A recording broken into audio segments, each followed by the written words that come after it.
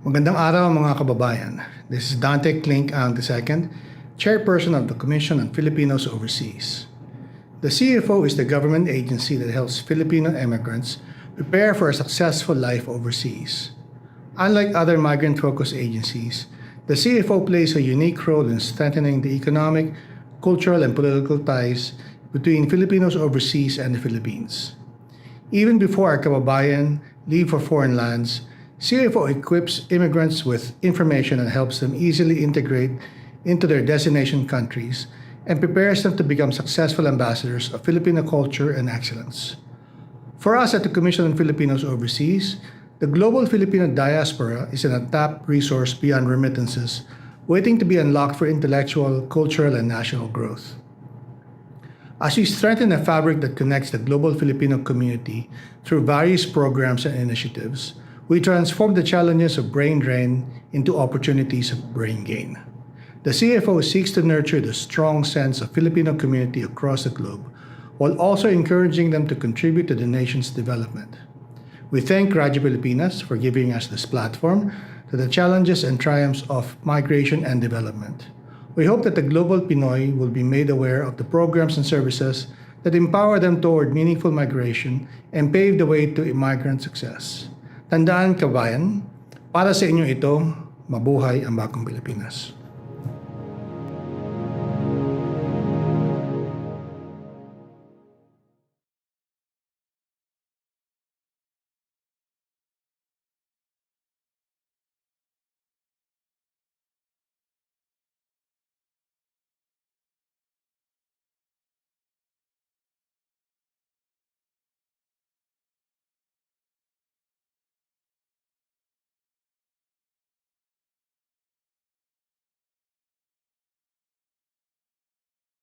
Ng bayan lakas ng katotohanan. Himpapawid na may layuning paglingkuran ang mamamayan. Sa bawat kwento may diwa ng serbisyo. Sa bawat balita may puso at paninindigan. Ito ang Serbisyong CFO sa Bagong Pilipinas. Serbisyong CFO sa Bagong Pilipinas. Dito sa Radyo Pilipinas World Service.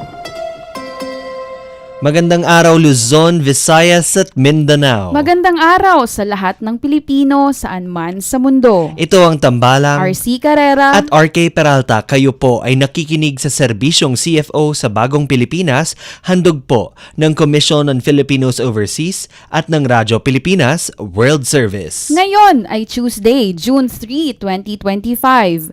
Magtungo po tayo sa mga balita na may kinalaman sa ating mga overseas Pinoys. Nandito na ang mga mahahalagang balita at anunsyo mula sa Commission on Filipinos Overseas. Balitang CFO. Balitang CFO. Dito lamang sa Radyo Pilipinas World Service. CFO engages in policy forum addressing PH-EU migration. Madagascar eyes Philippine migration model in strategic study visit.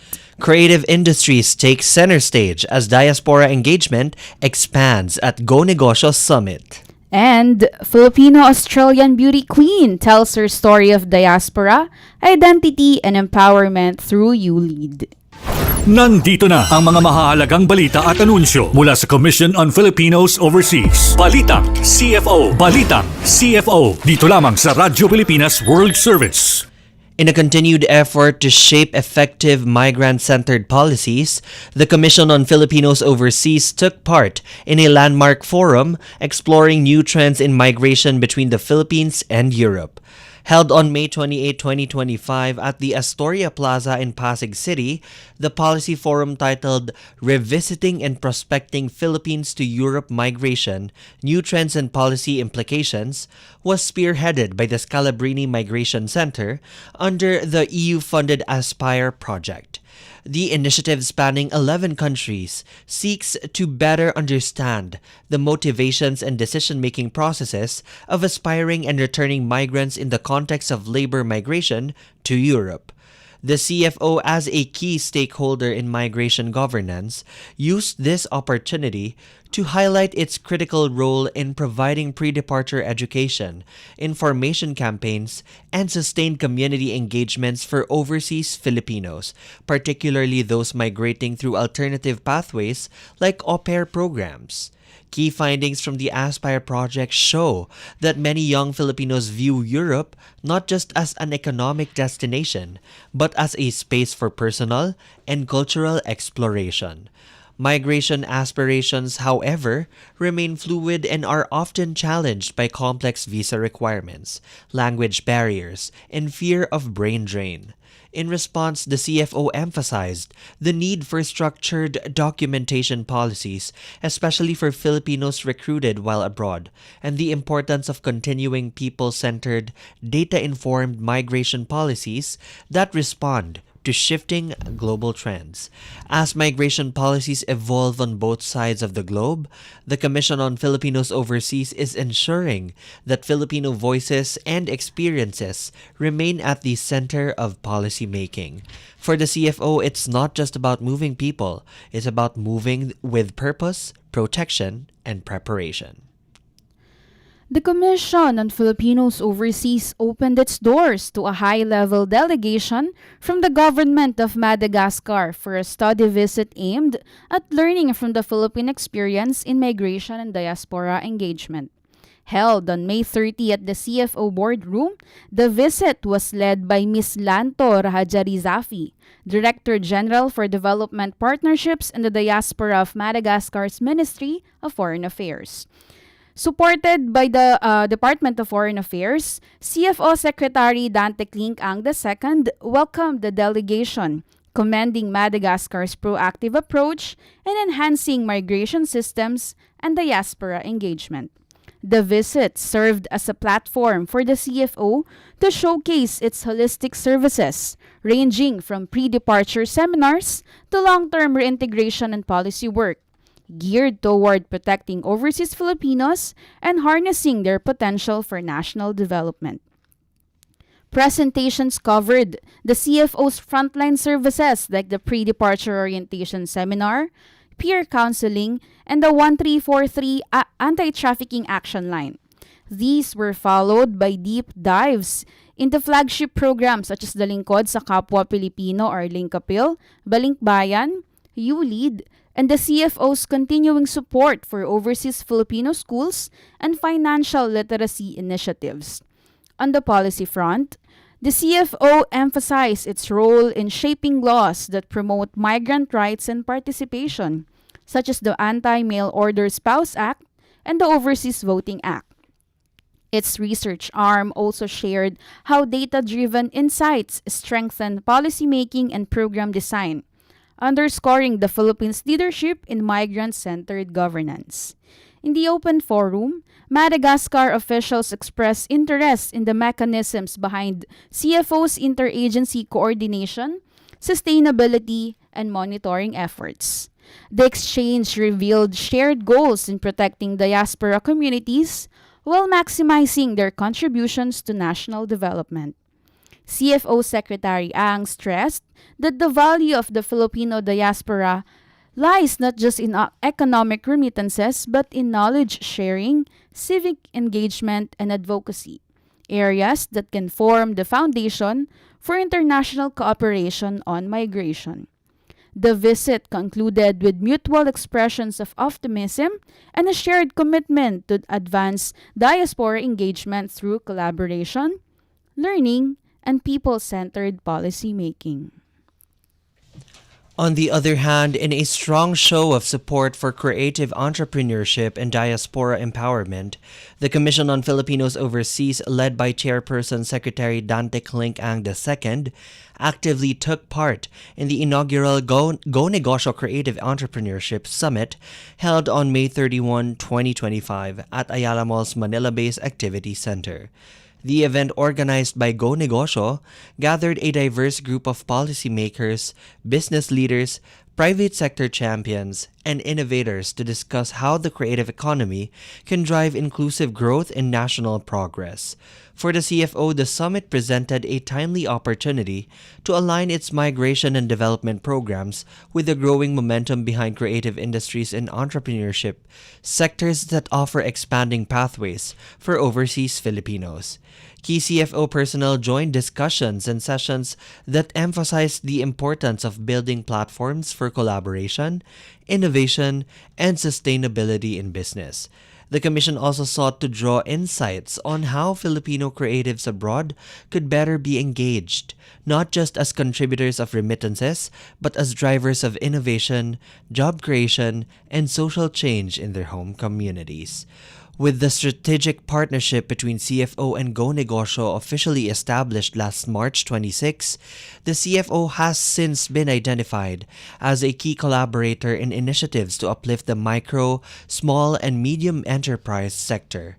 This collaboration aims to extend entrepreneurial opportunities to the growing Filipino diaspora through projects such as Balinkbayan, the CFO's one-stop online portal for diaspora engagement.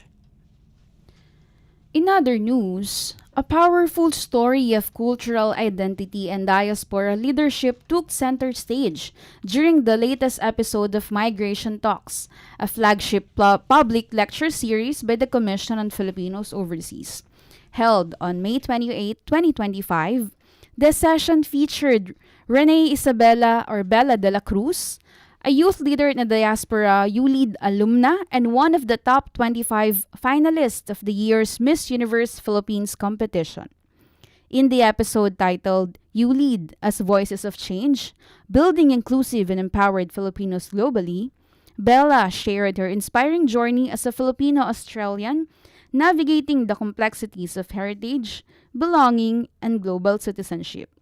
She recounted how joining the ULEAD Australia program in 2023 and becoming its lead delegate in 2024 gave her a deeper participation or appreciation of Filipino history, traditions, and values, an experience that shaped both her personal and public life. Now a rising public figure, Bella credited the ULEAD program for grounding her sense of purpose. It became the foundation of her advocacy for inclusive and accessible education for underprivileged children and for preserving Filipino culture among youth in the diaspora. These advocacies were amplified through her participation in Miss Universe Philippines, where she proudly represented both Lucena City and the Filipino Society of Sydney, Australia. Following her heartfelt talk, Bella visited the CFO main office in Quezon City on May 29, where she was warmly received or welcomed by CFO Chairperson Secretary Dante Clink Ang II and senior officials. Her homecoming served as both a reunion and a reaffirmation of the growing impact of diaspora engagement efforts led by the Commission. Bella de la Cruz is no stranger to pageantry and leadership. Aside from her current title, she was crowned Miss Philippines Australia and Miss Charity Queen in 2023.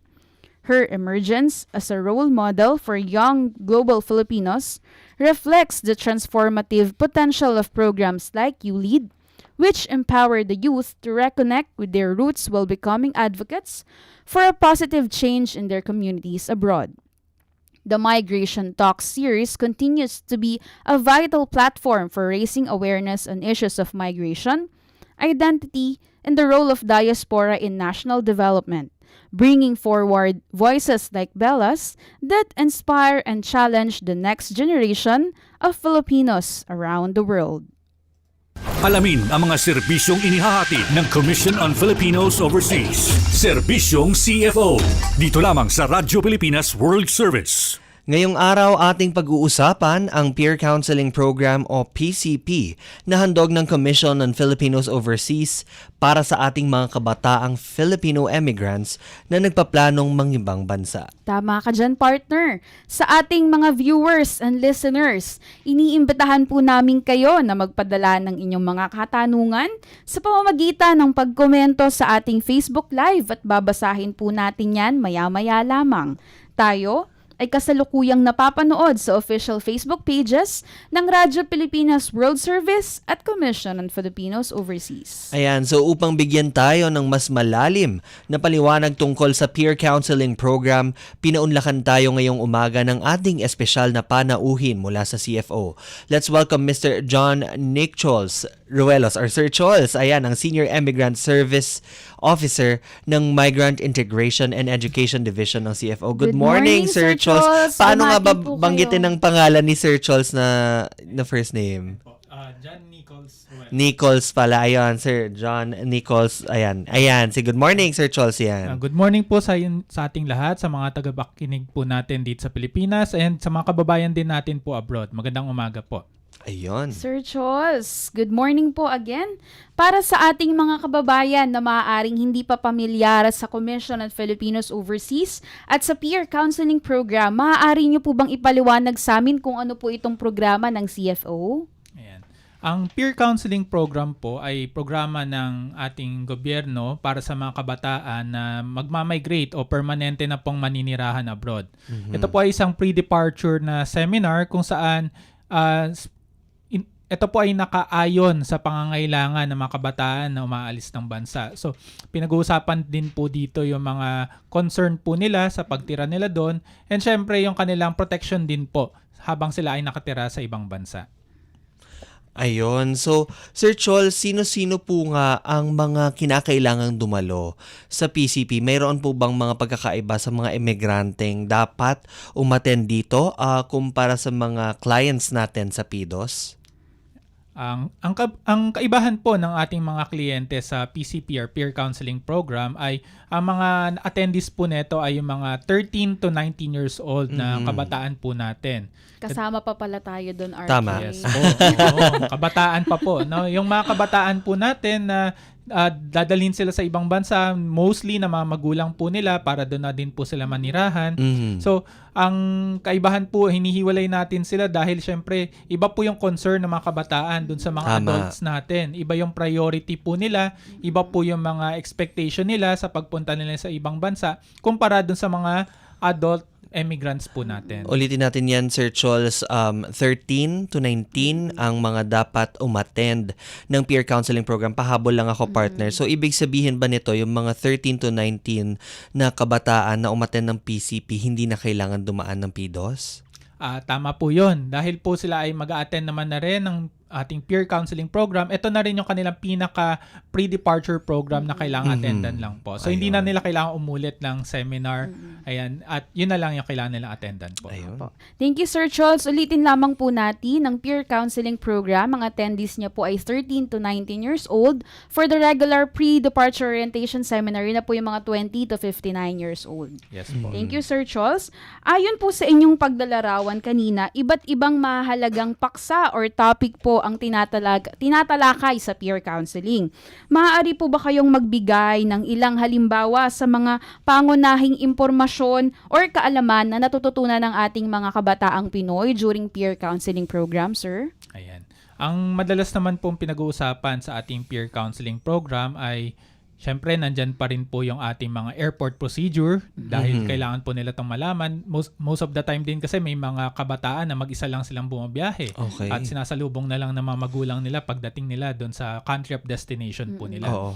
And then, syempre, pinag-usapan din po natin yung settlement nila. Most of the time sa settlement po, nakafocus tayo dun sa mga rights nila. And then, yung school system no, na kanilang daratnan sa bansang pupuntahan nila. And yung other opportunities na kailangan nila, na pwede nilang makuha habang sila po ay naninirahan doon.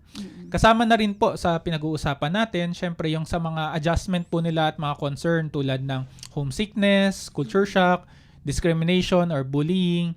Ayan, and tsaka yung anxiety po nila, lalo na po sila ay malalayo sa mga kaibigan nila or mga pamilya nila na kinalakihan na rin po nila dito. Importante yung mga topics na yan na dinidiscuss ng peer counseling program, Sir Chol. So, nabanggit mo kanina na meron tayong mga psychological aspects na dinidiscuss sa PCP. Marami ang mga na-i-discuss natin during peer counseling program. Gaano kahaba ang ating PCP? Ano ba ang expectations sa mga kabataan na a-attend nito? Ilang araw ba? Or isang araw lang ba? Ilang oras ba? Ayun.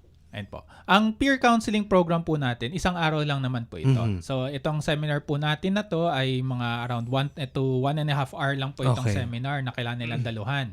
And then sa programa po, hindi naman po sila yung nakaupo lang or makikinig Okay. lang. So, syempre dahil kabataan po ito, we try to be engaging sa kanila. So, nag-activities po tayo. We try them na i-group din sila para mas ma-feel nila na hindi lang sila yung nagmamigrate. Yung mga kasama nila doon sa seminar, alam nila, nakatulad din po nila. And from there, ayan, nakaka-build din po sila ng support network nila na sila-sila din po. Opo. Sir, follow-up question po. On average, ilan po yung peer counseling, ilan po yung attendees sa peer counseling program? Ayan. On average po natin daily, ayan, sa seminar po siguro mga more or less 20 participants po tayo Oo, every mas day. intimate talaga siya para mas maging interactive din talaga yung discussion. Yes. Sir, po. Sir Charles, kasi nabanggit mo nga kanina yung mga topics na covered ng PCP. So, sa inyong karanasan, ano nga ba ang pinakamalaking concern na madalas ibinabahagi ng ating mga youth emigrants bago sila umalis ng bansa at paano ito natutugunan ng PCP? Ayan. Kadalasan po, mahahati natin sa dalawa yung concern po nila. Yung una po, yung concern po nila sa paninirahan nila doon. So, ang concern nila ay, syempre, wala doon yung mga kaibigan na nakakasama nila. Ibang mga tao, ibang mga ugali. And syempre, yung perception na nakikita nila sa media na maaring makakatulong, maaring hindi sa paninirahan po nila doon. So, minsan pag may nakikita sila mga discrimination or yung ibang pag-uugali ng mga tao doon, naapektuhan po sila. Now, yung pangalawa naman pong common concern din naman nila, yung pag-alis naman po nila dahil sa mga maiiwanan po nila, and then yung mga natapos na po nila dito sa pag-aaral.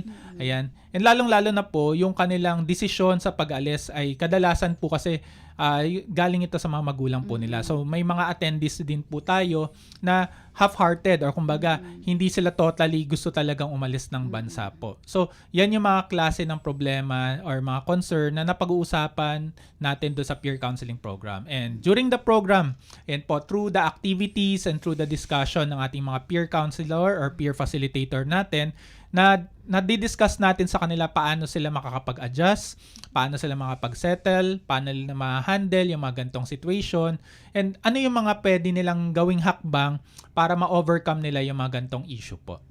Opo. Thank you, Sir Charles.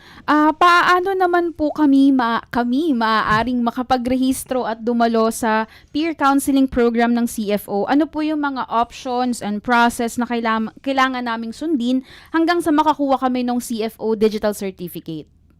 Ang proseso po natin sa peer counseling program ay tulad lang din naman po ng PIDOS. So, kung kayo po ay isang 13 to 19 years old at nabigyan ka na ng immigrant or permanent resident visa mo, magmamigrate ka na abroad, kailangan mo lang pumunta sa website ng CFO, cfo.gov.ph. Pindutin yung ating PIDOS na banner. Ayan, Pre-Departure Orientation Seminar. Ayan. Then, pagka pindot po nila yon, maaari silang mamili. Kung tutusin po, pwede silang pumili kung saang opisina sila mag-a-attend. Ayan. Kung face-to-face po ang gusto nila, ayan, piliin lang nila yung face-to-face at piliin nila kung anong opisina ang gusto nilang puntahan. Mga opisina naman natin, meron po tayo sa main office, sa QC, meron po tayo sa Baguio, sa Cebu, and sa Davao po. And then, maybe eventually magkakaroon na rin tayo sa Cagayan de Oro. And then, may option din po sila doon sa online na seminar o yung off-course po na tinatawag natin. So, kung gusto nila na mag-attend ng seminar through online naman po, through Zoom, pwede nilang piliin yung full online na option po. And then, lahat po ng proseso nun, pagbayad, pag-attend, at pagkuha ng certificate, online na lang po yun. Para naman po dun sa pagkakuha ng certificate, after the seminar, bibigyan sila ng resibo at link kung saan po sila magsasagot ng feedback. Pagsagot po nila ng feedback, within that same day or within few minutes lang po, makukuha kaagad nila yung certificate na maaari na magamit sa pagbiyahe. And at the same time po, for the information na nakikinig natin, yung record po nila sa CFO, dahil sa data sharing agreement natin sa Bureau of Immigration, meron na rin pong record sa Bureau of Immigration. So kaya sa airport po, minsan, pagdaan nila doon, alam na ng Bureau of Immigration na may record sila. Pag-scan ng passport pa lang po. Ayun. So, napakaganda nga talaga ng ating data sharing agreement with the Bureau of Immigration. So, Sir Charles, nabanggit mo kanina na possible pala ang online para sa PCP. Sa PCP lang ba ito na posible or pwede din sa ibang mga programa natin? Ayun po. Ang ating PDOS at peer counseling program ay may option po na online. So yun po yung mga seminar na pwedeng kung gusto nila online po nila attendan, pwede po nilang piliin yung full online option po. Ayun. So, salamat po Sir Charles. Batay sa ating datos, ano ang mga nangungunang bansa na destinasyon ng mga Filipino youth emigrants at saang mga rehiyon o lalawigan sa Pilipinas kadalasang nanggagaling ang mga emigrants? Ayun po. Simulan natin muna dun sa ano po, no? Saan ba silang nanggagaling? Karaniwan po sa mga nagmamigrate po na mga kabataan ay nanggagaling po sa rehiyon ng NCR, Okay. ng Cavite, probinsya ng Cavite, Pampanga, Pangasinan at Batangas po. So kadalasan nasa Northern, Central at Southern Luzon po yung mga attendees po natin. Now, sila naman po, kadalasan napupunta naman po sila sa mga bansa po ng USA. Yan pa rin ang US. pinaka-top po natin ever since. Top Canada, yan, Italy, Japan, Australia, then Spain, New Zealand, United Kingdom, Sweden, and Norway. So, dito po sila madalas dinadala ng mga pamilya nila, pinipetisyon po. Sir, based po dun sa latest data natin, ilan na po ba yung attendees sa peer counseling program? Ayan. In total po, no, since nung kinakount natin sila since 2006, meron na tayong 151,114 Ang dami na pala. narehistro ng mga kabataan na nag-migrate at nag-move abroad. Nakakatuwa nga isipin kasi minsan yung mga attendees natin dito, sila na rin nagpipetisyon ng mga next generation na dumadaan ulit sa CFO. Kaya nalalaman lang namin through their messages din po, no? Ayun. Ang ganda po ng balitang yan, Sir Charles. Huling katanungan po bago tayo dumako sa ating mga Facebook Live questions. Matapos po pagdaanan ng isang kabataang emigrant ang peer counseling program, may mga initiative po ba or programa yung CFO para muli silang makaugnay o ma-reach out yung mga attendees? Paano po natin nasisigurong tuloy-tuloy yung suportang nabibigay sa kanila kahit nasa ibang bansa na sila? Sa CFO po, pinapanatili natin ang connection sa kanila through yung mga program po natin, like yan nga yung ULEAD, yung Linkapil po. And then at the same time, ngayon po may initiative tayo na ginagawa ngayon, yung Kamustahan po. So ito po sa lahat ng mga kliyente ng CFO, gumagawa tayo ng isang short seminar or parang more of parang kapihan, no? Talagang kumustahan. Kamustahan Oo. talaga. Anong nalagay nila doon, paano sila naka-adjust. So, sino ang umaattend dito? Si Secretary Yes Dante? po. Ayan. Oo. So, nag-a-attend po si Secretary Link po natin. And then, kasama natin, syempre, inimbitahan natin madalas yung mga migrant natin o yung mga previous clients po ng CFO para sila naman ay makapag-share ng kanilang mga knowledge or yung mga experiences sa ibang bansa. Maganda yan kasi si Oo. Secretary din mismo yung umaattend. So, Ang ganda ng naririnig oo. niya yung mga Totoo. Ang ganda ng monitoring mechanism ng CFO. Tama. And plus, si Secretary pa talaga yung nagtatanong sa Oo. ating mga kliyente. Ayun. RK, meron na po yata tayong Facebook questions. Ayun, may questions na nga tayo mula sa ating Facebook Live, mula sa ating viewer na si Christian Castillo. Ang tanong po ay, ano-ano ang mga hakbang na pinapatupad ng CFO para maprotektahan ng publiko laban sa mga scam na may kinalaman sa migration? Paano nila sinisiguro na ang kanilang mga kliyente ay hindi naloloko ng mga illegal recruiters or fixers? Ang CFO po, tulad na nabanggit natin kanina, ay meron pong data sharing. O yan po ang pinakauna at pinakamagandang programa na nagawa pa po natin sa ngayon, no, na makikita po doon na lahat ng mga dumadaan sa CFO, makikita na rin ang Bureau of Immigration natin sa pag-alis nila. So doon pa lang po, meron na silang seguridad na sila po ay may record sa Pilipinas, sila ay may record sa gobyerno natin, and kung ano man ang mangyari, sila ay maaaring proteksyonan at mabalikan ng ating gobyerno po. Bukod pa po dyan, ang CFO din kasi ay miyembro ng Interagency Council Against Trafficking. So pag may mga kababayan tayo na nakakaranas po ng mga pang-aabuso at lalo na nagiging biktima po ng mga illegal recruitment or trafficking po sa ibang bansa, madali natin itong na-actionan whether dun sa Assistance to National Program ng CFO or yung ating 1343 action line against human trafficking. Ayan, so maaaring nagre-report doon yung mga biktima. So from there, nare-refer po natin sa mga partner agencies natin tulad ng mga PNP, ng NBI, DOJ, at yung mga iba pa pong miyembro ng Interagency Council Against Trafficking. Or AYACAT. AYACAT Yes, sir. po, yes po. Sir Charles, huling katanungan po galing kay Charles Andrew Sulya. May bayad po ba ang peer counseling at issuance ng CFO Digital Certificate? Kung oo, magkano? At saan ito dapat bayaran upang makaiwas ng scam? Follow-up question po, kung sakali naman pong may emergency at hindi makakadalo sa nakatakdang appointment, ano po yung proseso ng pag-reschedule? May bayad din po ba or penalty ito? Bali po, ang binabayaran po sa ating programa ay tulad din sa PIDOS, yung ating documentary stamp tax lang po, which is 30 pesos lang po. 30. O 30 pesos lang po. So, hindi po yan libo, no? So, 30 pesos lang po ang binabayaran. Para sa mga nag-a-attend po dun sa face-to-face po natin or sa mga opisina, binabayaran po ito sa cashier po natin. And then, dun naman sa mga online, mayroon tayong online na option na maaari silang magbayad through Maya or other online payment option tulad, I guess, pwede rin sa 7-Eleven, mga ganyan po. Bayad center. Bayad center, yan po. Dun sila pwede magbayad po. Now, isa lang pong sinisigurado natin, no, na hindi po tayo naniningil ng mahal. Ayan, pag meron po, at hindi rin tayo nag-authorize ng mga tao na magproproseso on their behalf. Wala tayong ino-authorize ng mga agency po. Kasi pag ganun po, kadalasan, sila yung naniningil ng mahal, sila yung mga scam, at minsan sila pa yung nag-offer ng mga pekeng dokumento po tama. na nagiging problema ng mga kliyente po natin. Napakagandang programa ito, Sir Charles. Bago po tayo matapos, ano po yung pinakamahalagang mensahe niyo po sa ating mga Filipino youth immigrants? Ang masasabi ko po, no, sa mga kabataan natin na nagmamigrate or nagmo-move abroad is, first thing is, sigurado po tayo na yung pagpunta nila sa ibang bansa ay may dahilan. 'Di ba? Lahat naman po ay nabibigyan ng oportunidad, lahat ay nabibigyan ng kakayahan, no, na mapaunlad yung kanilang sarili. So, whether yun po ay kagustuhan ng magulang nila or kagustuhan din nila, ang masasabi ko lang po ay kung ano po ang naging biyaya sa atin ay sana ay mapayabong, mapaganda po natin. And syempre lagi nilang tatandaan na they always have a choice. Meron po silang choice para mas mapaganda pa nila yung kanilang buhay at mas mapaganda pa nila ang kanilang pamilya din po.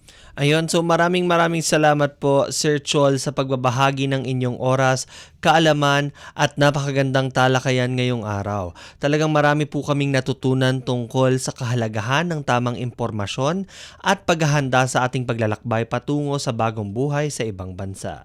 At syempre sa lahat po ng ating mga viewers and listeners, kung nais ninyo pong malaman pa ang iba pang detalye tungkol sa peer counseling program ng Commission on Filipinos Overseas, huwag po kayong mag-atubiling bisitahin ang mga official website at Facebook pages ng CFO para sa verified, updated at kumpletong impormasyon. Ayun, tama ka dyan partner. Para sa lahat ng ating mga minamahal na Filipino youth immigrants, tandaan po natin, napakahalaga ng papel na ginagampanan ng peer counseling program ng CFO sa pagtulong sa mga kabataan na mas maging handa sa bagong yugto ng kanilang buhay sa ibang bansa.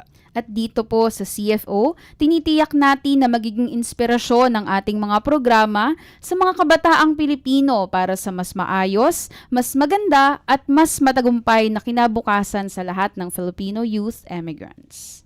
Alamin ang mga serbisyong inihahatid ng Commission on Filipinos Overseas. Serbisyong CFO.